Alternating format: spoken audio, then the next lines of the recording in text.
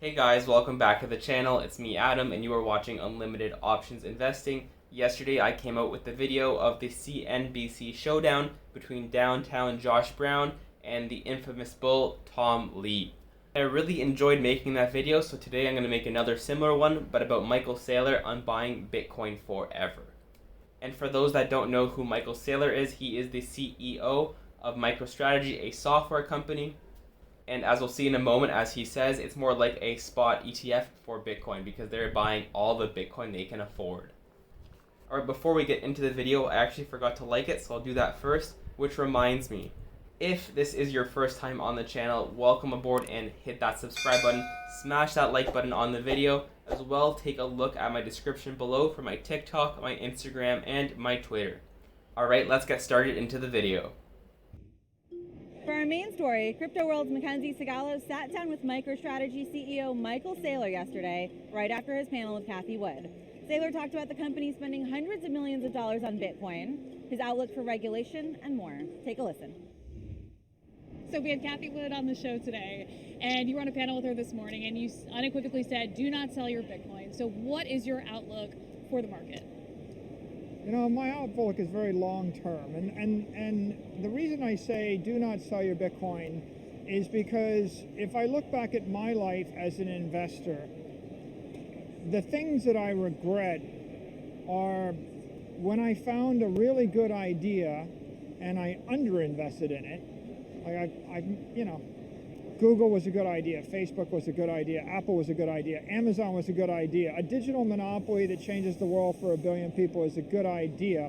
So Michael Saylor definitely has a good track record calling out companies that will thrive. And if he is right about this call on Bitcoin, the name Michael Saylor will go down as one of the best investors of our time.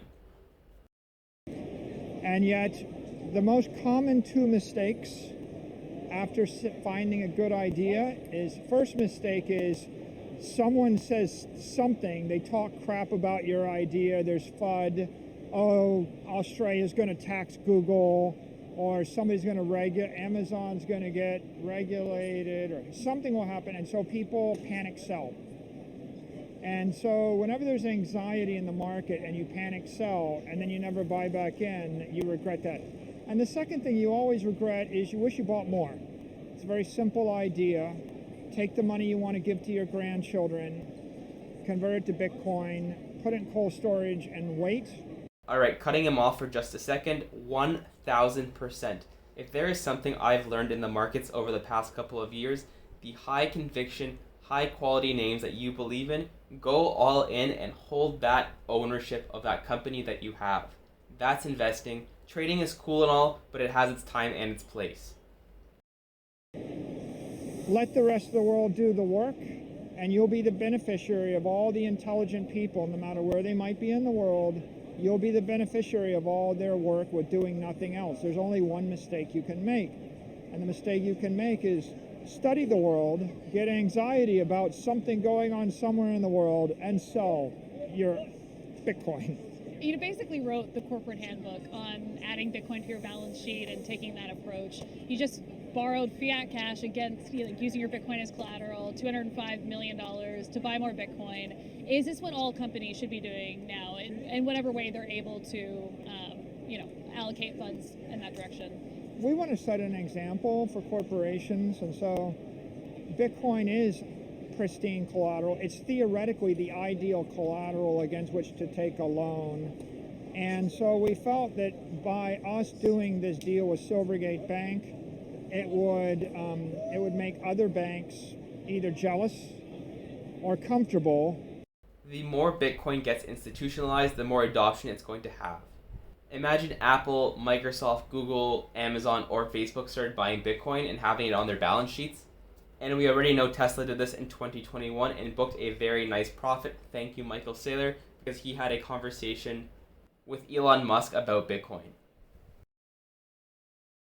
And hopefully we'll see an entire Bitcoin banking sector evolve. And we want to support Silvergate Bank, as they move into this space. We set up a credit line, we borrow against it. We do it responsibly. We have $5 billion in collateral. We borrowed $200 million. So I'm not telling people to go out and take a highly leveraged loan. What I am doing, I think, is doing my best to lead the way and to normalize the Bitcoin-backed financing industry. And I think the corporate beneficiaries will be the Bitcoin miners. We're not the only ones with a Silvergate credit line. Marathon did a credit line with Silvergate Bank against their Bitcoin. So there's 24 publicly traded Bitcoin miners around now.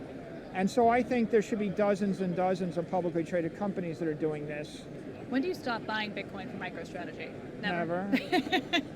No, I tell people we will be buying Bitcoin at the top forever. I'm not trying to time the market. I don't intend to stop. You could think of MicroStrategy as we're kind of like your non-existent spot ETF. Yeah. If there was a spot ETF, you'd be paying 1% fee, and it would be not leveraged. With MicroStrategy, we have a software company that generates cash flow, and so we convert our cash flows into Bitcoin, and so we don't charge you a fee, we give you a yield, and between the cash flows from the software company and just a little bit of leverage that we can take via things like the Silvergate loan, we can give you a spot ETF that generates a 4 or 5% tax-deferred yield, and that's kind of an exciting thing. And when will we stop? Well, why would we ever stop? Well, we'll just keep accreting. It should get exponentially more expensive to buy the Bitcoin, but that's okay. Today you said that. And whether he's right or he's wrong, hopefully he's right. I love his conviction and his plan. I love that philosophy when it comes to investing.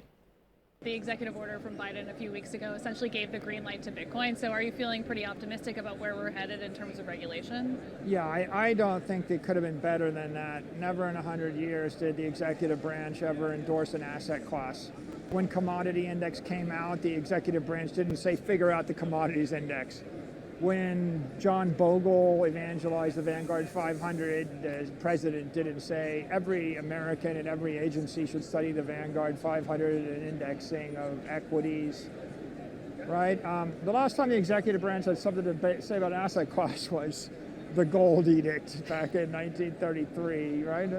So I feel like we've got really good support from the administration.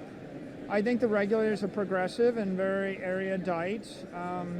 When Jerome Powell, Janet Yellen, Gary Gensler have been asked about this, they say, look, it's a store of value asset. It's speculative. If people want to speculate, they can. It's not a currency. Here's the big idea, Mackenzie, which is for a year I've been in rooms with trillions and trillions of dollars. And it's like the Ray Dalio comment, the Jamie Dimon comment. It's something like this.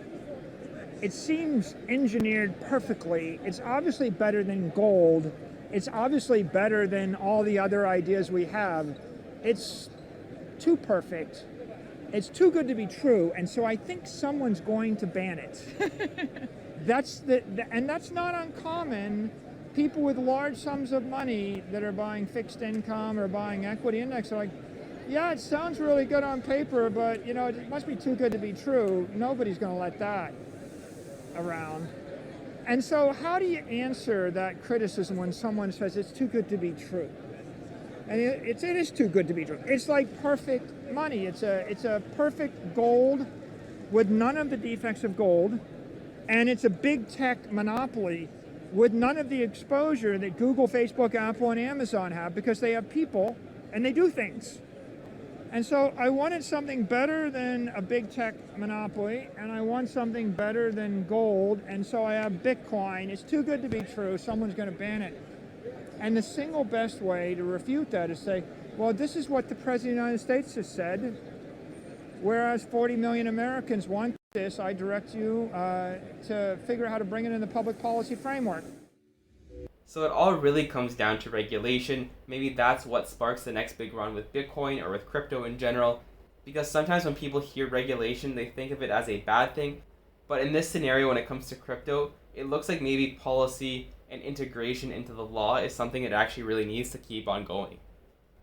Alright, otherwise that is the end of my video. Thank you very much for watching. As always, let me know in the comments below what are your thoughts on Michael Saylor and on Bitcoin, on crypto in general. Let me know your ideas below. As always, hit that like button, that subscribe button. Check out my description for my Twitter, Instagram, and TikTok, and I will see you guys in my next video.